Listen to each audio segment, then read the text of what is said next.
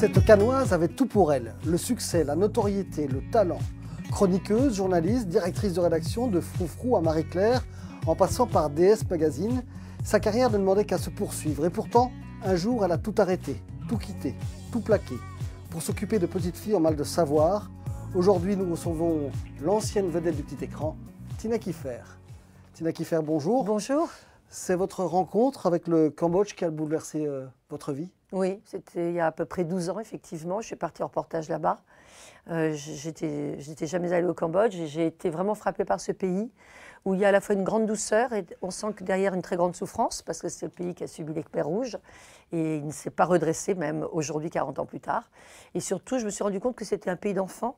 La moitié de la population a moins de 20 ans et avec une très très grande précarité. J'ai découvert un truc absolument atroce qui m'a vraiment bouleversée, c'est la prostitution des petites filles très jeunes, dès l'âge de 6 ans. Et voilà, donc à l'époque, je dirigeais Marie-Claire et c'est un journal un peu engagé, donc j'étais quand même assez sensible à ce genre de thématique.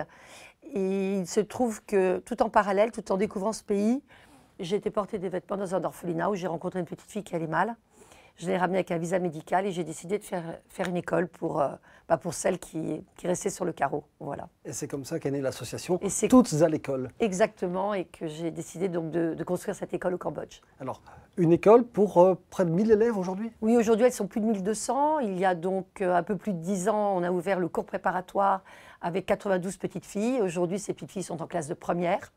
Et nous avons aujourd'hui, il y a une école primaire, un collège, un lycée, un centre de formation pro, un centre médico-social, un internat. C'est devenu une sorte de campus. Et ce qui marque le plus, je pense, quand on arrive là-bas, c'est la joie de ces petites filles d'apprendre. On n'est pas habitué, nous, avec nos gamins, qu'il faut souvent pousser pour aller à l'école. Ce sont des petites filles qui viennent des bidonvilles, ce sont des petites filles qui souvent travaillaient dès l'âge de 6 ans dans les champs. Et elles sont tellement contentes d'être là, qu'elles demandent que ça, et elles ont tout un sourire, et ça pour les profs c'est formidable. Parce que pour vous la connaissance c'est la base de tout. Oui, absolument. De toute façon, sans l'éducation, surtout un pays comme le Cambodge où il y a autant d'enfants, c'est vrai que le système de l'école publique est encore pas tout à fait au niveau. Les enfants n'ont cours qu'à mi-temps dans l'école publique, dans des classes surchargées. Donc nous, notre challenge, c'était de se dire, voilà, ce n'est pas parce que ces petites filles sont très pauvres qu'on va leur donner une éducation au rabais, on va leur donner une instruction de très bon niveau. Donc sur le mi-temps, elles ont l'enseignement khmer et le reste du temps, elles apprennent l'anglais, le français, l'informatique, les cours de valeur. Et on a 95 petites filles depuis le début qui sont actuellement en première et qui vont aller à l'université, ce qui est quand même assez génial. C'est le meilleur remède contre la barbarie? Ah oui, oui. D'abord parce que ça leur donne des armes pour se défendre, des armes du savoir. Et puis aussi parce que ça permet à ces petites filles qui plus tard seront mères de pouvoir transmettre l'éducation à leurs propres enfants. Donc on fait coup double. Et donc c'est la meilleure façon pour certains pays, même aussi de sortir de l'obscurantisme, c'est qu'on éduque les enfants avec des valeurs. Et ça, on y apporte beaucoup d'importance. Ces petites filles ont beaucoup de cours, ce qu'on appelle les cours d'ouverture sur le monde.